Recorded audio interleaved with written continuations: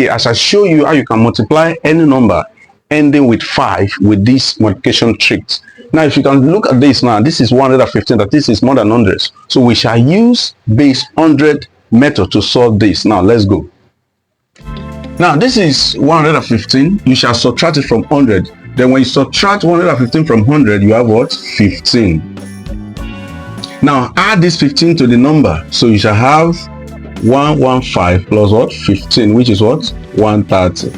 Then you multiply by the what? By the base. So when you multiply by the base, you have what? 13,000. So this 13,000 now, you shall now square this what? This 15, which is what? 225. Then you have 5, 2, 2, 3, 1. So the answer is what? 13,225 in 3 seconds. Now, please, I want you to use this particular method. Use it and multiply 125 times 125. Drop your answer in the comment section and you shall receive a love icon. So if this particular method help you, please subscribe, like, and share. Bye bye.